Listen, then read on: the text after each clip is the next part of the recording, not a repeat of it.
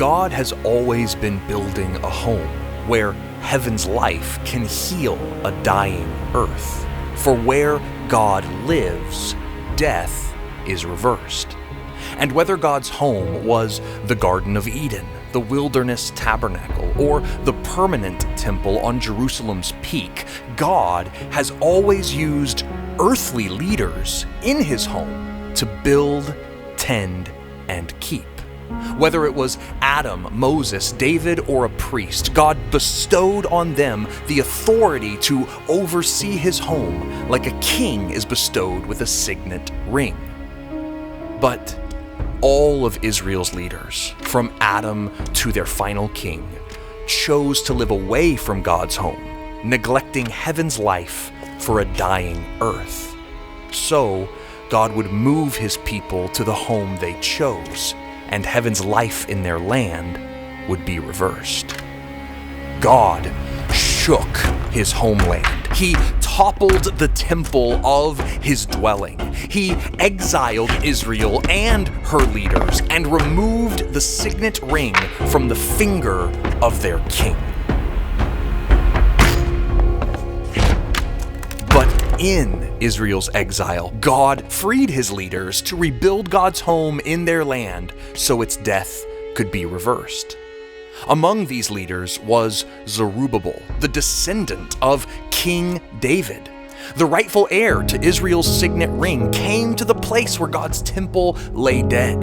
He came with the authority to rebuild God's home and tend to its resurrecting. This new keeper of heaven's life on earth raised the altar of the temple. But soon, the life he started to build was reversed. These returning exiles needed homes, food, and protection, for everything around them had died. So they chose to build lives away from God's home, choosing a dying earth over heaven's life.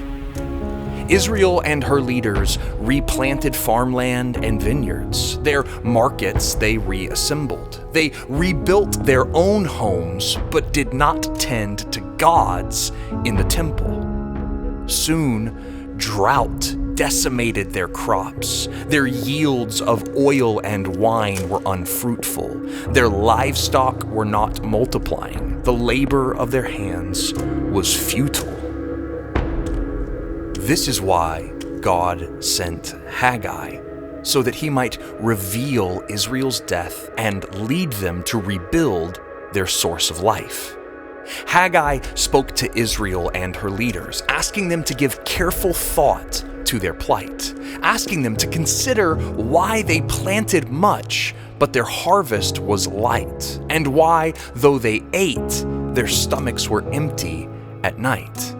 Haggai reminds them that the reason for all their drought and hail, mildew and blight is because they neglected to keep God's house. They did not tend heaven's life. And Haggai's message worked. The people and their leaders got to work. Immediately they repented and trusted that it was the God of heaven who could heal their dying earth. Zerubbabel and the people cleared the land for the temple. They broke ground on the foundation upon which God's house would be reassembled.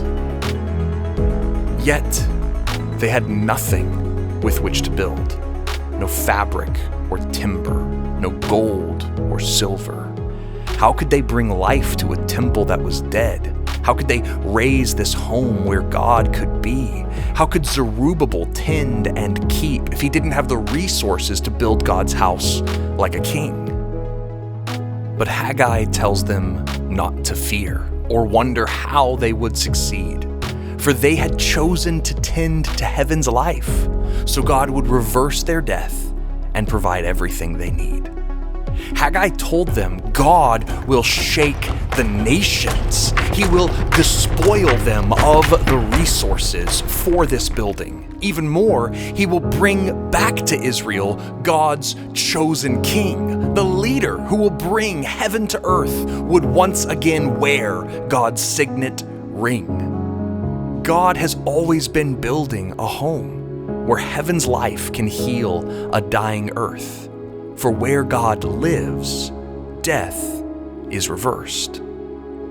That is why Jesus came, to be the place where heaven comes to earth, to be the leader who tends and keeps a home from which death could be reversed.